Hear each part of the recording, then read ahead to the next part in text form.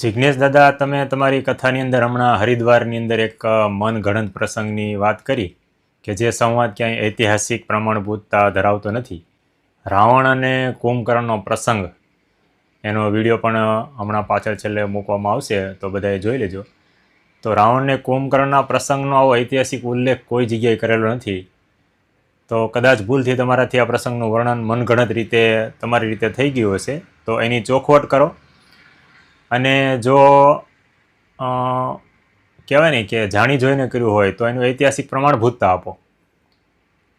બીજી દુઃખની વાત એ છે કે તમારા ઓફિસમાં કે તમારો સંપર્ક કરવા માટે ઘણા બધા મિત્રો પ્રયત્ન કરે છે, તો એની અંદર તમારા ઓફિસથી એક વોટ્સઅપની અંદર એક ડોક્યુમેન્ટ, આવડો જે ફોટો સ્ક્રીન ઉપર છે, એ ફોટો છે એ કોઈ ગ્રંથના પેજનો ફોટો પાડીને મોકલવામાં આવે છે કે જો આનો ઉલ્લેખ અહીંયા છે, એટલે તમે સાબિત કરવા માગો છો કે આવો ઉલ્લેખ છે.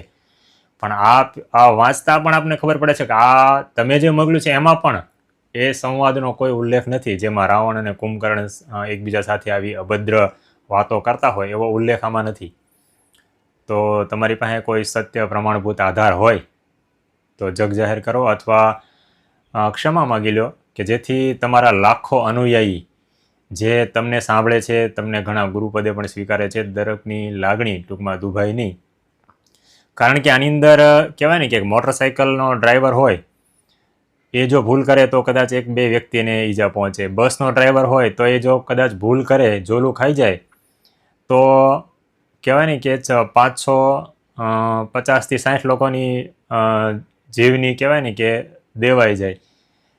પણ એક જો પાયલોટ હોય, પ્લેન ચલાવનાર વ્યક્તિ જો કોઈ ભૂલ કરે તો 250-300 કે જમ્બો જેવો પ્લેન હોય તો 700 જણાના મોતનું કારણ બની શકે.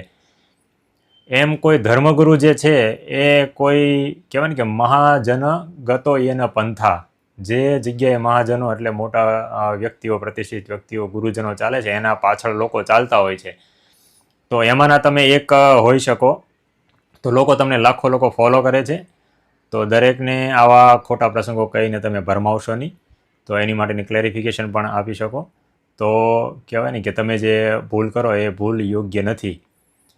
પ્રતિષ્ઠિત થવા માટે કંઈ પણ કરો એ ચાલે, પણ પ્રતિષ્ઠા મળી ગયા પછી કંઈ પણ કરો એ ન ચાલે, કંઈ પણ બોલો એ ન ચાલે.